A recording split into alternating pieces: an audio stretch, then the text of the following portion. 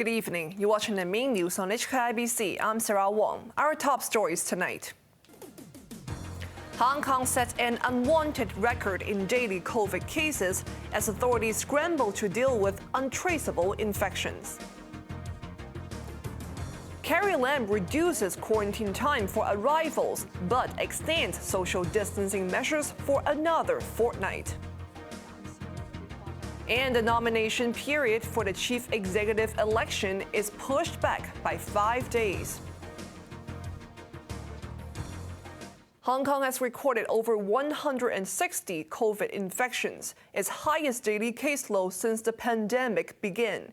The authorities are expanding capacity at Asia World Expo and calling for more nurses as they struggle to trace unlinked cases. Choi reports.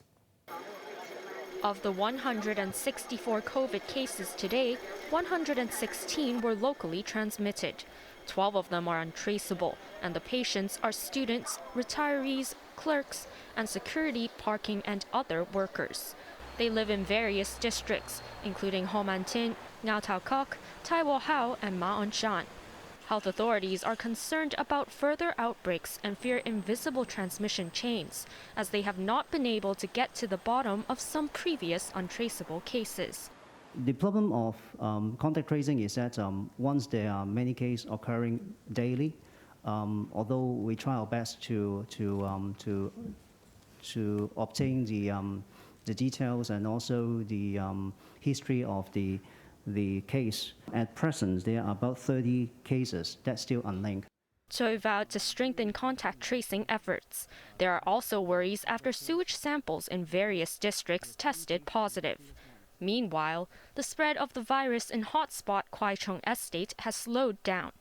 Currently, Yat Kwai House has 251 confirmed and preliminary cases, Yin Kwai House 81, and Ha Kwai House 13.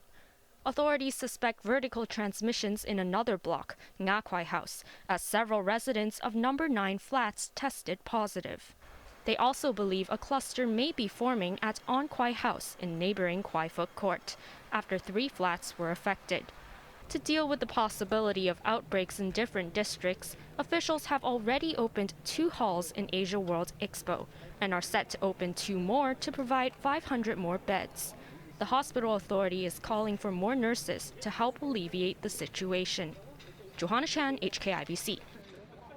Chief Executive Carrie Lam has extended the current social distancing measures for 2 more weeks, but the isolation period for incoming passengers has been reduced to a fortnight. Wong has the details.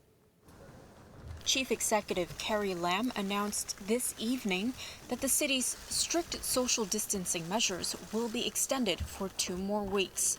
All the rules, including no restaurant dine-ins after 6 p.m., the closure of beauty parlors, gyms, and bars, and the cancellation of large events will be in place until at least February 17th. A flight ban on 8 countries, including Australia, Canada, Britain, and the United States, was extended to February 18th.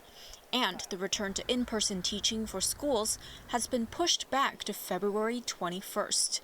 Lam also said in view of Omicron's relatively shorter incubation period, incoming passengers can have their quarantine shortened to 14 days instead of 21. There was also good news for residents of Kwai Chung Estate. Unless infection numbers surge, the 3 blocks currently under lockdown can be unsealed as scheduled tomorrow and Saturday. She also apologized for the government's handling of the operation so far. I'm confessing that we are not doing the best, but we are improving. We want to improve and to make life easier for residents of the Kwai Chung Estate. But as I said, in an operation of this scale and of this complexity, I wouldn't want to comment that my colleagues are deliberately not doing a good job. They have tried. Lam again urged people, especially the elderly, to get jabs. She said the government will begin arranging for all 80,000 residents of elderly and special care homes to get vaccinated if they do not object. And people who want to move into these homes in the future will soon need to be fully jabbed, although Lam stopped short of giving a specific start date. The city's inoculation rate goal remains at 90%. Wong, HKIBC.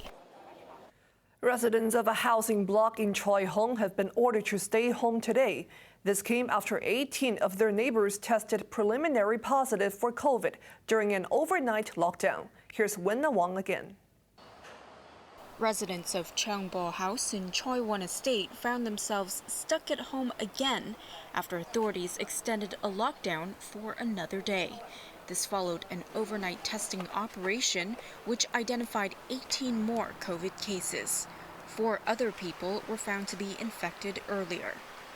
Government advisor Yoon Kwok-young was spotted in full gear at Cheongbo House this afternoon. Speaking to the press afterwards, the microbiologist said he believes there were both horizontal and vertical transmissions in the block. He suspects sewage pipes are to blame. Residents of number 7 and 11 apartments on all floors and at several units on the 16th floor have been ordered into quarantine centers. Health officials believe the outbreak was started by a female security guard who lives in Tropicana Gardens but works at Cheongbo House. One of her family members had recently bought a hamster. For the work nature of the security guard, she basically has to, during work, she has to, besides sitting at the ground floor, she has to go up to the top floor and by lift and walk by stairs to every floor to walk around the building to check. So she also will hand rubbish bags to some residents during on-call. All security guards in the estate must head to Penny's Bay since it was revealed she dined in a control room frequented by her colleagues. Meanwhile, residents in several blocks of beleaguered Kwai-chung Estate continued their extended lockdown.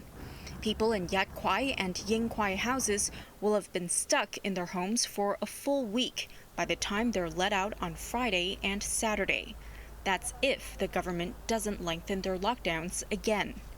The Labor Department has opened a hotline after some residents complained of losing salaries or even their jobs due to the prolonged stay-home order. The entire estate has recorded over 300 confirmed COVID cases so far. Wong, HKIBC. The mainland reported 25 locally transmitted COVID cases yesterday, compared with 24 on Tuesday. 5 were in Beijing as a small but persistent outbreak in the capital refuses to get snuffed out. Authorities are limiting the movement of people in more districts ahead of the Winter Olympics next week. 6 infections were reported in Hangzhou City in Zhejiang Province. 1 confirmed patient had reportedly attended a company gathering with around 100 people. There were also scattered cases in Heilongjiang, Tianjin, and Shanghai. In other news, the nomination period for the next chief executive election has been pushed back by 5 days. Candidates can spend more this time, but even if the poll is uncontested, at least 750 votes from the election committee are needed to secure the city's top job. More from Johanna Chen. Hong Kong's first chief executive election under the overhauled electoral system will take place on March 27th. But the nomination period was pushed back by 5 days to February 20th and shortened to 14 days instead of 16. The finalized nomination period was designated, having discussed with the government, and the designation of the nomination period was in full compliance with the requirements in the Chief Executive Election Ordinance. Sorry, Beijing officials. I've nothing to add. Under the new guidelines, the Electoral Affairs Commission said a candidate can spend a maximum of $17.6 million, up from $15.7 million. Candidates must have at least 188 nominations from the 1,500-strong election committee, with at least 15 coming from each of the 5 sectors in the powerful body. The members will gather at the Convention and Exhibition Center on March 27th to elect the person who will lead Hong Kong for 5 years starting on July 1st. Voting will take place between 9 and 11 a.m. If no candidate secures more than 750 votes needed to get the city's top job, a second round will be held from 3 to 4 p.m., with a third round at 7 p.m. if there's still a deadlock. If the election is uncontested, the sole candidate would still need to qualify by gaining at least 750 ballots. Election committee members will not be required to use the Leave Home Safe app, although it is recommended. But I must emphasize that the voting right is a fundamental constitutional right.